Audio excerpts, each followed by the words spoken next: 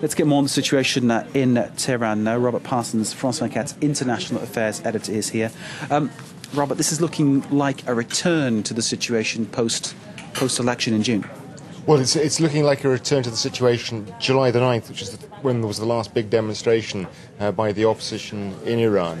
The first time they've managed to get out on the street in anything like those sort of numbers. We've had reports today of tens of thousands of opposition supporters joining the main demonstration.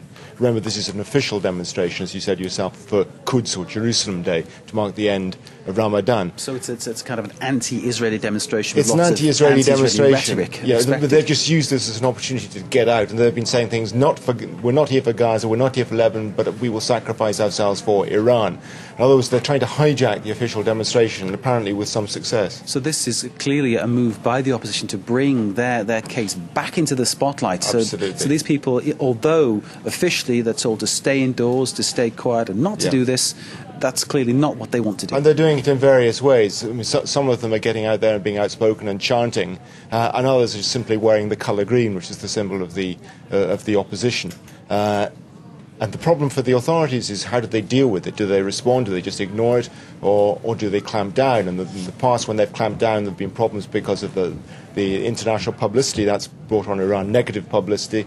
And also there's the problem of what you do with your own supporters. And we're seeing apparently today clashes between the opposition supporters and the pro-government supporters, which again brings more publicity, highlights the situation, puts a spotlight on Iran again, which is not what the authorities want. As you're talking to us, Robert, we see pictures from Iran.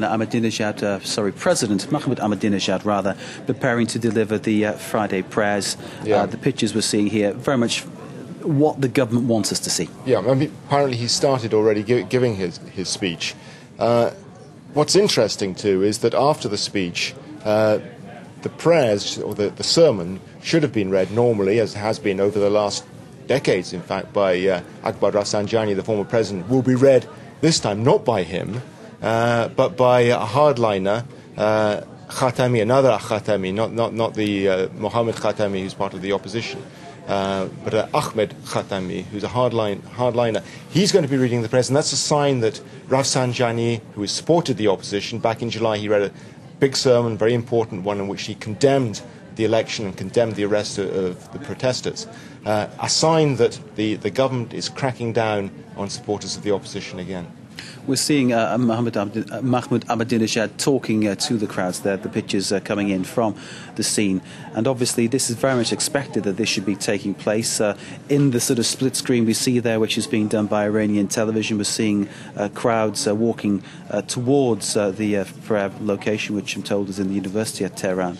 And also below that, other pictures of people walking around with banners, with posters, complete absence of the colour green, which of course is the Mousavi camp's colour. And of course, by looking at these pictures, you're getting no idea, Rob, are you, of the scale of what's going on. Obviously, we're hearing there are clashes between pro-Mousavi demonstrators and the police. This is all about information control, message control, and the message that President Ahmadinejad wants to put across is that all that trouble that Iran has witnessed over the last couple of months is over. It's returned to normality, and the sort of demonstrations that we've seen over the last couple of months are not going to happen again. But the problem for the authorities in trying to control the information about what's going on is it's not so easy to do that now. There are all kinds of ways in which people get their information in Iran, some through cable television or satellite, others through Twitter and through the internet in general. And the information is pouring out. I was just looking myself on Twitter just a few moments ago. There's lots of information there about what's going on in this demonstration.